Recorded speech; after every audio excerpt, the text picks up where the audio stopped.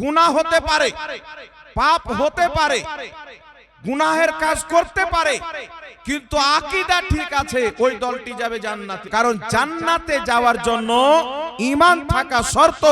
আর আকীদা যদি কুফরিয়া হয়ে যায় তাহলে অন্তর থেকে মানুষের ঈমানটা বেরিয়ে যাবে। নামাজ পড়লি জান্নাতি হওয়ার দলিল হতো যার অন্তরে রাসূল পাকের মহব্বত নাই, আদব নাই, যতই নামাজ পড়ুক ওই ব্যক্তি মুসলমান নয়। যার অন্তরে রাসূল পাকের মহব্বত, আদব ও তাজিম থাকবে ওই দলটি হবে জান্নাতি। নামাজ পড়ার পরেও, রোজা রাখার পরেও সমস্ত জিনিসকে বিশ্বাস করে, কিন্তু শুধু একটা আকীদা রাখে যে আমাদের নবীর পরে কিয়ামত পর্যন্ত, আমাদের নবীর পরে এই গ্যাপের মাঝে কোন নবী জন্ম নিতে পারে, তাহলে সেই ব্যক্তি মুসলমান থাকবে না। কারণ আমার আপনার নবী আখরি নবী, কিয়ামত পর্যন্ত আমাদের নবীর পর কোন নবী জন্মগ্রহণ করবে না। এটা হচ্ছে জরুরিয়াতে দ্বীন। আল্লাহকে এক মানি, কালেমা শরীফ পাঠ করি, নামাজ, রোজা, হজ, যাকাত সব।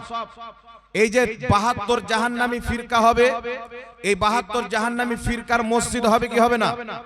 মাদ্রাসা হবে কি হবে না? আজকে ইসলামের মধ্যে কাদিয়ানি দেখেন, শিয়া দেখেন, রাফিজি দেখেন, লামাযহাবি দেখেন, যত রকমের ফিরকা ইসলামের মধ্যে আছে তাদের সকলের মাদ্রাসা আছে, মসজিদ আছে, বক্তা আছে, আলিম আছে, ওলামা আছে, সবাই নিজেকে মুসলমান বলে দাবি করে, কিন্তু 73 ফিরকা মুসলমান হবে না, 73 ফিরকায় জান্নাতি হবে না। আলহামদুলিল্লাহ আমরা মুসলমান। আল্লাহ তাবারাক ওয়া তাআলা আমাদের নাম পবিত্র কুরআনুল কারীমের মধ্যে মুসলিম রেখেছেন। আল্লাহ বলছেন ইন্নাদ দীনা ইনদাল্লাহিল ইসলাম, নিশ্চয় আল্লাহ তাবারাক ওয়া তাআলার নিকটে একমাত্র ধর্ম হচ্ছে ইসলাম ধর্ম। এই ইসলামের মাননেওয়ালাকে বলা হয় মুসলমান। আর রাসূল পাক বলেন মিশকাত শরীফ কিতাবুল ঈমানের মধ্যে হাদিস, বুনিয়াল ইসলাম আলা খামসিন, ইসলামের ভিত হচ্ছে 5টি জিনিসের উপর। প্রথম শাহাদাতান লা ইলাহা ইল্লাল্লাহ মুহাম্মাদুর রাসূলুল্লাহ, এই কথার সাক্ষী দেওয়া যে আল্লাহ ছাড়া কেউ ইবাদতের যোগ্য নয় এবং মুহাম্মদ সাল্লাল্লাহু আলাইহি ওয়াসাল্লাম আল্লাহ পাকের রাসূল।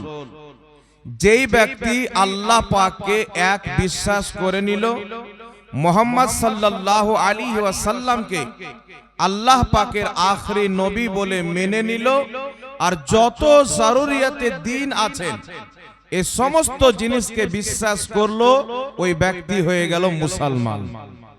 এটা নয় যে আল্লাহকে এক বিশ্বাস করে, রাসূল সাল্লাল্লাহু আলাইহি ওয়াসাল্লামকে আল্লাহর নবী মানে, কিন্তু জরুরিয়াতে দ্বীনের মধ্যে থেকে কোনো এমন একটি জরুরি জিনিসকে অস্বীকার করে যেটার প্রতি ঈমান রাখা বা যেটাকে বিশ্বাস করা জরুরিয়াতে দ্বীনের মধ্যে পড়ে বা জরুরি হয়, সেই রকম বিষয়কে যদি অস্বীকার করে তাহলে ব্যক্তি কখনো পথভ্রষ্ট হয়ে যায় এবং কখনো কুফর পর্যন্ত চলে যায়। যেমন আল্লাহ তাবারাক ওয়া তাআলার নবী বলেছেন যে আমার উম্মতের মধ্যে 73টি ফিরকা হবে, কালেমা পড়নে ওয়ালার মধ্যে, নামাজ পড়নে ওয়ালার মধ্যে, রোজা রাখনে ওয়ালার মধ্যে, হজ করনে ওয়ালার মধ্যে, যাকাত দেনে ওয়ালার মধ্যে 73টি ফিরকা হবে। কুল্লুহুম ফিন্নার, সমস্ত ফিরকা জাহান্নামে যাবে, ইল্লা মিল্লাতান ওয়াহিদা, একটি দল জান্নাতে যাবে।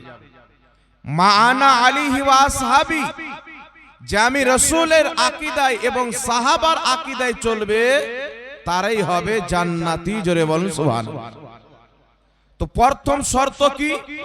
5টি ইসলামের ভিত, তার মধ্যে প্রথম হচ্ছে লা ইলাহা ইল্লাল্লাহ মুহাম্মাদুর রাসূলুল্লাহ, আল্লাহকে এক মানা, মুহাম্মদ সাল্লাল্লাহু আলাইহি সাল্লামকে আল্লাহ পাকের নবী মানা। এখন এই দুটো জিনিসকে বিশ্বাস করে নিল, কালেমা শরীফকে অন্তর থেকে জবান থেকে পাঠ করে মেনে নিল, ওই ব্যক্তি মুসলমান হলো। যদি কোনো ব্যক্তি আল্লাহকে এক মানার পর, রসুলে পাককে আল্লাহ রসুল মানার পর, 5 ওয়াক্তের নামাজি হওয়ার পর, 30টি রোজা রাখনেওয়ালা হওয়ার পর, হজ করার পর, যাকাত দেওয়ার পর, যদি কোনো ব্যক্তি আমার নবীকে নবী মানে, আল্লাহকে এক মানে, তারপরে যদি আমার নবীর পর কোন ব্যক্তিকে নবী হিসাবে মেনে নেয়, কোন ব্যক্তিকে নবী হিসাবে গ্রহণ করে নেয়, বা ধারণা রাখে, আকীদা রাখে যে মুহাম্মদ সাল্লাল্লাহু আলাইহি সাল্লামের পর কোন নতুন নবী আসতে পারে, তাহলে এই রকম ধারণা রাখনেওয়ালা ব্যক্তি কাফির হয়ে যাবে, মুসলমান থাকবে না। নামাজ পড়ার পরেও, রোজা রাখার পরেও সমস্ত জিনিসকে বিশ্বাস করে, কিন্তু শুধু একটা আকীদা রাখে যে আমাদের নবীর পরে কিয়ামত পর্যন্ত, আমাদের নবীর পরে এই গ্যাপের মাঝে কোন নবী জন্ম নিতে পারে, তাহলে সেই ব্যক্তি মুসলমান থাকবে না। কারণ আমার আপনার নবী আখরি নবী, কিয়ামত পর্যন্ত আমাদের নবীর পর কোন নবী জন্মগ্রহণ করবে না। এটা হচ্ছে জরুরিয়াতে দ্বীন, এটা বিশ্বাস করা, এটার প্রতি ঈমান আনা প্রত্যেক ব্যক্তির উপরে লাজিম এবং জরুরি। বলুন সুবহানাল্লাহ। এখন কথা হচ্ছে বিরাদর ইসলাম, আল্লাহকে এক মানি, কালেমা শরীফ পাঠ করি, নামাজ, রোজা, হজ, যাকাত সব, এই যে 72 জাহান্নামী ফিরকা হবে, এই 72 জাহান্নামী ফিরকার মসজিদ হবে কি হবে না? মাদ্রাসা হবে কি হবে না? আজকে ইসলামের মধ্যে কাদিয়ানি দেখেন, শিয়া দেখেন, রাফিজি দেখেন, লামাযহাবি দেখেন, যত রকমের ফিরকা ইসলামের মধ্যে আছে, তাদের সকলের মাদ্রাসা আছে, মসজিদ আছে, বক্তা আছে, আলিম আছে, ওলামা আছে, সবাই নিজেকে মুসলমান বলে দাবি করে। কিন্তু রাসূল পাক বলছেন দাবি 73 ফিরকা করবে, কিন্তু 73 ফিরকা মুসলমান হবে না, 73 ফিরকায় জান্নাতি হবে না। জান্নাতি হবে একটি দল, যেই ব্যক্তি লা ইলাহা ইল্লাল্লাহ মুহাম্মদ রাসূলুল্লাহ পাঠ করার পর আকীদা ঠিক রাখবে, ওই দল হবে জান্নাতি। জোরে বল সুবহানাল্লাহ। গুনাহ হতে পারে, পাপ হতে পারে, গুনাহের কাজ করতে পারে, কিন্তু আকীদা ঠিক আছে, ওই দলটি যাবে জান্নাতে। যেমন আপনাকে বলে দিই, যদি কোনো ব্যক্তির আকীদা ঠিক থাকে, গুনাহতে লিপ্ত হয়ে যায়, তাহলে সেই ব্যক্তি আকীদা ঠিক থাকার কারণে জান্নাতি হবে। গুনাহ করেছেন, আল্লাহ চাইলে তার গুনাহ মাফ করতে পারে কি পারে না? আর জোরে বলেন। যদি কোনো ব্যক্তির আকীদা ঠিক থাকে, গুনাহ পাহাড় সমতুল্য আছে, প্রচুর গুনাহ, কিন্তু আকীদা ঠিক, নবী আলাইহিস সালামের গুস্তাখি করেন না, আল্লাহ পাকের ব্যাপারে আকীদা খারাপ রাখেননি, ওটাই আকীদা রেখেছেন যেটা নবী এবং সাহাবার আকীদা ছিল, তাহলে সেই ব্যক্তি গুনাহ যত করুক এক না একদিন জান্নাতে যাবে। কারণ একটা হচ্ছে চিরস্থায়ী জাহান্নামী, আর একটা হচ্ছে অস্থায়ী জাহান্নামী।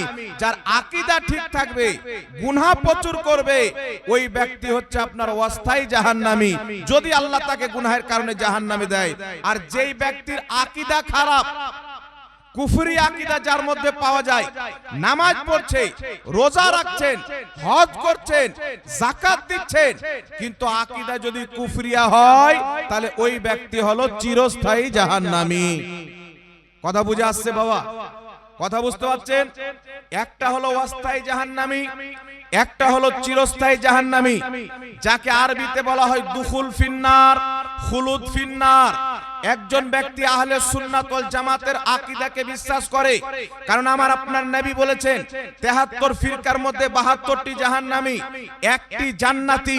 যেই দলটি জান্নাতে যাবে, ওই দলটির নাম আহলে সুন্নাত ওয়াল জামাত, আমার নবী মুস্তাফা নিজেই দিয়েছেন। জোরে বল সুবহানাল্লাহ। তবে এখন কথা হচ্ছে, নবী পাক বলেছেন আহলে সুন্নাত ওয়াল জামাত জান্নাতে যাবে, তো 73 ফিরকা যখন পড়বে, যে নবী যেই দলকে জান্নাতি বলেছেন ওই দলটার নাম আহলে সুন্নাত ওয়াল জামাত, তো 73 ফিরকা বলবে আমরা আহলে সুন্নাত ওয়াল জামাত, আমরা আহলে সুন্নাত ওয়াল জামাত, সবাই নিজেকে দাবি করবেন। যার কারণে আহলে সুন্নাত ওয়াল জামাত যেটা অরিজিনাল, যদি তিনার জামানাতে 3টা ফিরকা থেকেছেন, তাহলে 3 ফিরকার মাঝ থেকে নিজেকে আলাদা করার জন্য আহলে সুন্নাত ওয়াল জামাত তো অরিজিনালি তো কখনো তাকে হুসাইনি বলা হয়, কখনো হানাফি, শাফি, মালিকি বলা হয়। কারণ চারটি মাযহাব, এই চারটি মাযহাবের মান্যকারী আহলে সুন্নাত ওয়াল জামাত। জোরে বলতে হবে সুবহানাল্লাহ। যখন বর্তমান জামানাতে আমাদের মূল নাম হচ্ছে আহলে সুন্নাত ওয়াল জামাত, যার শর্ট হচ্ছে সুন্নি জামাত।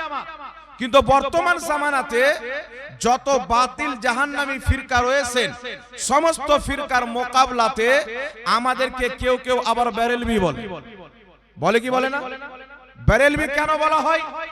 আজ থেকে প্রায় 150 বছর পূর্বে, কমবেশ 150 বছর পূর্বে ইমাম আহলে সুন্নাত আলা হযরত রাহমাতুল্লাহ আলাইহির জামানা, তিনার জামানাতে অনেক দল তৈরি হয়েছিল।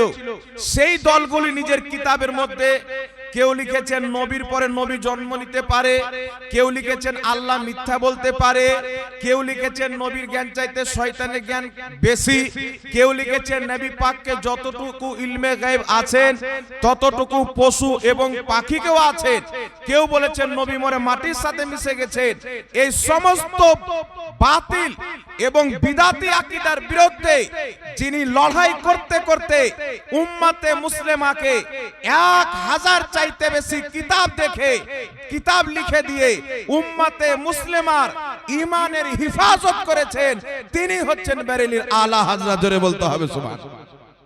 তিনি হচ্ছেন বেরেলির আলা হযরত।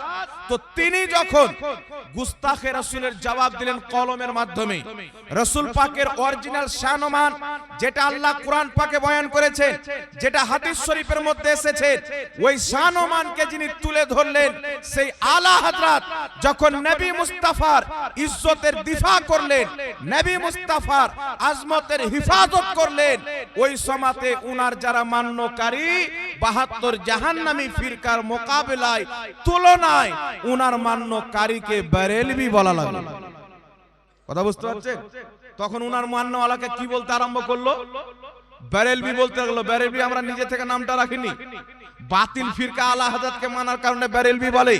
কিন্তু আলহামদুলিল্লাহ আমরা হচ্ছে আহলে সুন্নাত ওয়াল জামাত, কারণ আমাদের প্রত্যেকটা আকীদা নবী পাক সাল্লাল্লাহু আলাইহি ওয়াসাল্লাম এবং সাহাবায়ে কেরামের দাওয়া আকীদা। একটু জোরে বলতে হবে সুবহানাল্লাহ। এই জন্য বিরাদর ইসলাম একটা মূল কথা মনে রাখবেন, দুখুল ফিন্নার, খুলুদ ফিন্নার। একজন ব্যক্তি আহলে সুন্নাত ওয়াল জামাতের আকীদা রাখে, ওই ব্যক্তি গুনাহ করেছেন, পাপ করেছেন, আল্লাহ যদি তাকে তার পাপের কারণে জাহান্নামে দেয়, তাহলে ওয়াস্তাই জাহান্নামী হবে, এক না একদিন জাহান্নাম থেকে বের হবে। আর যদি কোনো ব্যক্তি আহলে সুন্নাত ওয়াল জামাতের বিরুদ্ধে নতুন আকীদা পোষণ করেছেন, বিদাতি আকীদা পোষণ করেছেন, যার আকীদা গুমরাহিয়াতকে পার করে কুফর পর্যন্ত চলে গেছেন, তাহলে এই রকম ব্যক্তি নামাজ পড়লেও চিরস্থায়ী জাহান্নামী, রোজা রাখলেও চিরস্থায়ী জাহান্নামী, হজ যাকাত করলেও চিরস্থায়ী জাহান্নামী। কারণ জান্নাতে যাওয়ার জন্য ঈমান থাকা শর্ত, আর আকীদা যদি কুফরিয়া হয়ে যায় তাহলে অন্তর থেকে মানুষের ঈমানটা বেরিয়ে যায়। ঈমান এবং কুফর একত্রিত হতে পারে না। পারে বাবা? যদি রাত্রি চলে যাওয়ার পরে সূর্য বেরিয়ে চলে আসে, তাহলে কি আবার রাত্রি থাকবে? দিনে রাত থাকা যেমন সম্ভব নয়, রাত্রে যেমন দিন থাকা সম্ভব নয়, তেমনি একজন মানুষের অন্তরে ঈমানও থাকবে আর কুফরও একসাথে থাকবে, এটা কোনোই মতে হতে পারে না। ঈমান যদি থাকে কুফরি থাকবে না, আর কুফরি যদি চলে আসে তাহলে অটোমেটিক ঈমান বেরিয়ে যাবে। আর কুফরি 1000 জিনিস অস্বীকার করলে হয় না, একটা কুফরি মানুষকে কাফির বানিয়ে দেয়। এই মাসলা আপনাকে জানতে হবে, আকীদার বুঝে রাখতে হবে। আপনাকে বলছি শুনেন, একটি দল আছে, যেই দলটি আজ থেকে 150 বছর পূর্বে দুনিয়াতে এসেছে কমবেশ, যে দলটির নাম হচ্ছে কাদিয়ানি। এই দলটি জন্ম হয়েছে পাকিস্তানের একটি জায়গাটির নাম হচ্ছে কাদিয়ান। কাদিয়ানি একজন মৌলবি ছিল, যার নাম হলো গোলাম আহমদ কাদিয়ানি। প্রচুর লোক তাকে ভালোবাসতে আরম্ভ করলো, মোহাব্বত করতে আরম্ভ করলো, অন্ধ ভক্তর মতন। তখন গোলাম আহমদ কাদিয়ানি বলল যে কোরআন হাদিসে যেই নবীর নাম আহমদ বলা হয়েছে ওটা আমি। বলে নাউজুবিল্লাহ। আর নাউজুবিল্লাহ বলবেন না? গোলাম আহমদ কাদিয়ানি নিজেকে নবী দাবি করলো। এখন যখন সে নিজেকে নবী দাবি করলো, পাকিস্তানের পার্লামেন্টে কেস হলো, যেমন পাকিস্তানের মাটিতে হিন্দু বসবাস করে, খ্রিস্টান বসবাস করে, শিখ বসবাস করে, তেমনি সুপ্রিম কোর্ট থেকে আইন পাস করা হোক, যারা কাদিয়ানি, মির্জা কাদিয়ানিকে মাননেওয়ালা, যে নিজেকে নবী বলে দাবি করেছিল, তার মাননেওয়ালা পাকিস্তানে বাস করবে, কিন্তু নিজেকে মুসলিম বলে দাবি করতে পারবে না, অমুসলিম হিসেবে বাস করবে। কারণ যেই ব্যক্তি নবীর পরে নবী বানিয়ে ফেলবে, ওই ব্যক্তি কোনোদিন মুসলমান থাকতে পারে না। কথা বুঝতে পারছেন কি পারেন না বাবা? এখন আপনারা বলেন তো, কাদিয়ানি মাদ্রাসা আছে না নাই? মসজিদ আছে না নাই? আলিম আছে না নাই? 5 ওয়াক্তের নামাজ পড়ে, তারাও বাড়ি বাড়ি গিয়ে বলে এসো নামাজ পড়তে, এসো নামাজ পড়তে এসো, হজ করতে এসো, যাকাত দিতে এসো। যদি নামাজ পড়লি জান্নাতি হওয়ার দলিল হতো, আমার আপনার নবী সাল্লাল্লাহু আলাইহি ওয়াসাল্লাম মালে গনিমত বন্টন করছেন। গনিমতের মাল বলা হয়, কাফির এবং মুসলমানের জিহাদ হলো, কাফির মরে গেল, তাদের যত সামান ছিল ওই সামানগুলিকে বলা হয় মালে গনিমত, যেটা মুসলমানদের জন্য আল্লাহ হালাল করেছেন। ওই মাল আমার আপনার নবী বন্টন করছেন। যারা বদরি সাহাবী বদরের যুদ্ধতে উপস্থিত ছিলেন, তাদেরকে দেওয়া হচ্ছে 2 হিস্সা, আর যারা বদরি সাহাবী নয়, তাদেরকে আমার আপনার নবী দিচ্ছেন 1 হিস্সা। বদরি সাহাবী কারা?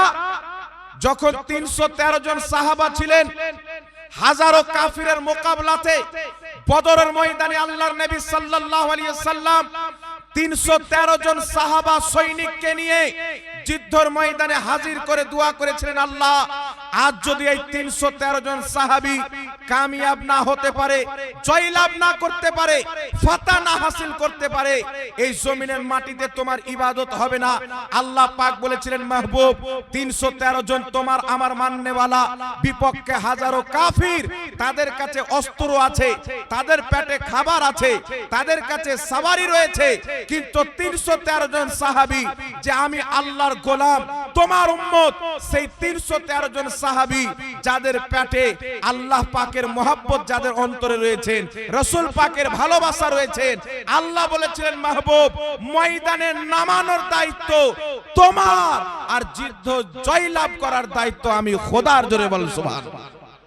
313 জন সাহাবী ময়দানে রাসূল পাক নামিয়ে দিয়েছেন, কাফের টিটকারি মারতে আরম্ভ করলো, তোমরা 313 জন, আমরা হাজারো কাফির, দেখো তোমাদের হাতে সবারই অস্ত্র নাই, আমাদের সকলের হাতে অস্ত্র আছে, জানি না তোমরা কে কদিন থেকে খাওনি, আমাদের সকালে সবারই পেটে 3 টাইমের খাবার রয়েছে। সাহাবায়ে কেরাম বলেছিলেন যে তোমরা তোমাদের শক্তিতে লড়াই করবে, আমরা ইশকে মুস্তাফাতে লড়াই করব, আর পৃথিবীর ইতিহাস হয়ে যাবে যে 313 জন সৈনিক তলোয়ারের বদলাতে নয়, আল্লাহ রাসূলের মহব্বতের বদলায় জয় লাভ করেছে। নবী পাক যখন নামিয়ে দিলেন, আল্লাহ তাবারাক ওয়া তাআলা ফেরেশতাকে পাঠালেন। কাকে পাঠালেন? আর জোরে বলেন, কাকে পাঠালেন? আল্লাহ পাক ফেরেশতাকে জমিনে পাঠিয়ে দিলেন। কেন জমিনে পাঠিয়ে দিলেন? সচ্চা পাক্কা নবীকে মোহাব্বত করনে वाला 313 জন আর হাজারো কাফিরের মোকাবেলায় দাঁড়িয়ে আছেন, যুদ্ধের ময়দানে নেমেছেন। আল্লাহ তাবারাক ওয়া তাআলা ফেরেশতাকে পাঠিয়ে দিলেন। সাহাবায়ে কেরাম দেখতেছেন তলোয়ার চালানোর আগে গর্দান উড়ে চলে যায়। সাহাবা যুদ্ধের পর জিজ্ঞাসা করছেন, ইয়া রাসূলুল্লাহ, আমরা এটা কি দেখলাম? আশ্চর্যজনক ঘটনা। তলোয়ার চালাতে আরম্ভ করছি, গর্দান কেটে উড়ে যায়। রাসূল পাক বলেছিলেন, সাহাবী তোমরা আল্লাহ রাসূলের মহব্বতে সচ্চা পাক্কা দিলে যুদ্ধের ময়দানে আল্লাহ রাসূলের জন্য নেমেছিলে, আল্লাহ ফেরেশতাকে দিয়ে তোমাদের সাহায্য করেছিল, হাত তোমাদের উঠতো, গর্দান আল্লাহর ফেরেশতারা কেটে দিত। জোরে বল সুবহানাল্লাহ। আর একটু জোরে হবে না সুবহানাল্লাহ? তো 313 জন সাহাবী বদরের যুদ্ধতে কেন নামলেন? 313 জনকে জয়লাভ আল্লাহ কেন করালেন? তিনারা সচ্চা পাক্কা আশিকে রাসূল ছিলেন। ইশক কাকে বলে? ভালোবাসা, মহব্বত যখন নিজের আখরি মঞ্জিলকে পার করে দেয়, শেষ সীমাকে পার করে চলে যায়, তখন ওই ভালোবাসার নাম হয়ে যায়, মহব্বতের নাম হয়ে যায় ইশক। ইশক মানে আমরা বেপনাহ নবী পাক সাল্লাল্লাহু আলাইহি ওয়াসাল্লামকে ভালোবাসি প্রচুর, যার কোনো সীমা নাই। একটু জোরে হবে না সুবহানাল্লাহ? তো 313 জন কিভাবে ভালোবাসতেন?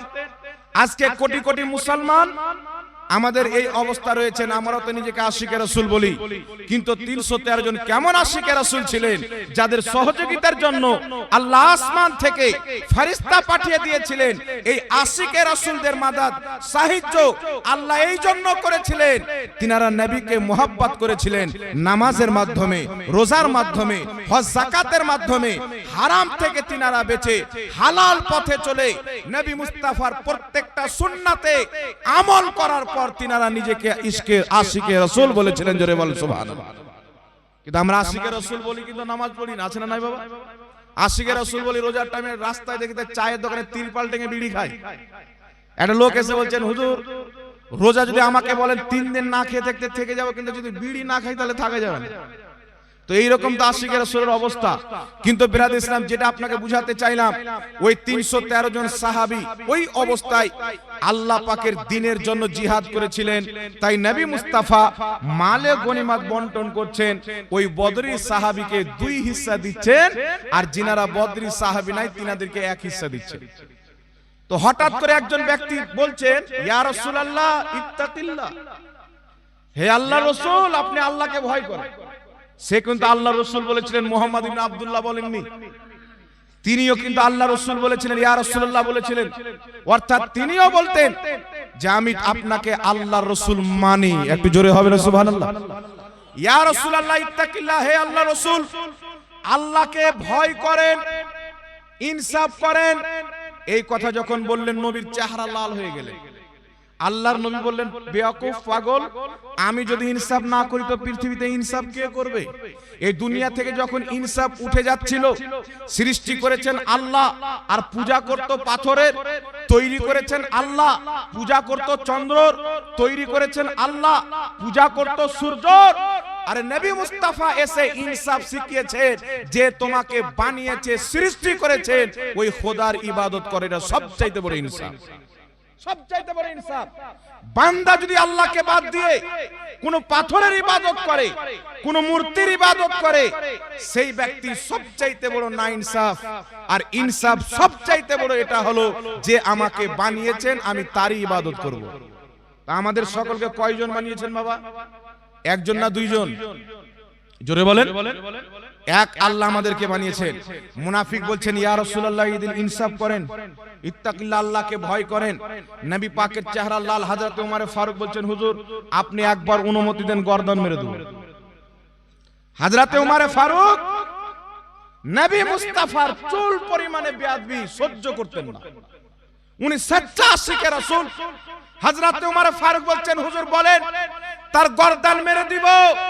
কারণ যেই ব্যক্তি দুনিয়াতে আল্লাহর পাঠানো রাসূলকে মানে না, আল্লাহর তৈরি করা দুনিয়াতে তার থাকার অধিকার নাই। জোরে বলেন সুবহানাল্লাহ। রাসূল পাক বলছেন, ওমর মারতে হবে না। ওই ব্যক্তি পিঠ ঘুরিয়ে রাসূল পাকের সামনে দিয়ে চলতে আরম্ভ করলো। আমার আপনার নবী সাল্লাল্লাহু আলাইহি ওয়াসাল্লাম বললেন, উমারকে দেখে নাও, এর নাসল কিয়ামত পর্যন্ত থাকবে। নামাজ এত পড়বে, তার নামাজের সামনে তুমি নিজের নামাজকে হালকা মনে করবে। রোজা এত রাখবে, তার রোজার সামনে তুমি নিজের রোজাকে হালকা মনে করবে। কোরআন খুব তেলাওয়াত করবে, কিন্তু তাদের হলক থেকে কোরআন নিচে নামবে না। তারা দিন থেকে, ইসলাম থেকে এমন ভাবে বেরিয়ে যাবে যেমন তীর কামান থেকে বেরিয়ে যায়, আর তারা দিনে ফিরে আসবে না। সে কি নামাজ পড়তো না? মুহাদ্দিসিনে কেরাম বলেছেন, ওই মুনাফিক নামাজ কত রাকাত পড়তো? এক রাত্রে কোন দিন 300 রাকাত পর্যন্ত নফল ইবাদত করতো। কত রাকাত? জোরে বলেন। শত রাকাত নফল ইবাদত করতো। তার পাগুলো শুরু হয়ে গেছিল সারা রাত্রি দাঁড়িয়ে কিয়াম করার কারণে, ইবাদত করার কারণে। এত বড় নামাজি, তার কপালে ঘাটা ছিল, লম্বা লম্বা দাড়ি, পায়জামাকে অনেক উঠিয়ে পড়েছিল। এই রকম একজন ব্যক্তিকে রাসূল পাক বলছেন, নামাজ এমন পড়বে তোমার নামাজকে তুমি হাকির, হালকা মনে করবে। তো যার নামাজের সামনে হযরতে উমর ফারুকের নামাজ হালকা, যার রোজার সামনে হযরতে উমর ফারুকের রোজাকে হালকা, তাহলে কি বুঝা গেল? ইমানদার, হকপন্থী, জান্নাতি দল রোজা দেখে বিচার করা যাবে না, নামাজ দেখে বিচার করা যাবে না, হজ যাকাত দেখে বিচার করা যাবে না। জান্নাতি দল যদি বিচার করা যায়, জান্নাতি দলের যদি পহচান করা যায়, ইশকে মুস্তাফা আদবে মুস্তাফার কারণে করা যাবে। যার অন্তরে রাসূল পাকের মহব্বত আদব ও তাজিম থাকবে, ওই দলটি হবে জান্নাতি। জোরে বল সুবহানাল্লাহ। রাসূল পাকের আদবে চিন্তা হবে বাবা। 73 ফিরকা কেন হচ্ছে? একটাই কারণ, দেখবেন অনেক ফিরকার লোক আছে তাদের মধ্যে রাসূল পাকের মহব্বত পাওয়া যায় না। নবীর তরিকায় নামাজ পড়ো, নবীর তরিকায় নামাজ পড়ো, নবীর সুন্নাত মেনে চলো বলে, জাহির দেখতে মনে হয় পাক্কা সচ্চা মুসলমান, কিন্তু ওই দলের বক্তব্য যখন শুনবেন, কোন সময় নবীর মা বাপকে জাহান্নামী বলবে, কোন সময়তে রাসূল পাককে মরা মানুষ বলবে, কখনো রাসূল পাকের মুখ দিয়ে দুর্গন্ধ বের হচ্ছে বলবে। এই যে রাসূল পাকের বেয়াদবি, যার অন্তরে রাসূল পাকের মহব্বত নাই, আদব নাই, যতই নামাজ পড়ুক ওই ব্যক্তি মুসলমান নয়। সুবহানাল্লাহ। আর একটু জোরে হবে না সুবহানাল্লাহ? আর একটু হাত উঠিয়ে বলেন তো ইয়া রাসূলুল্লাহ।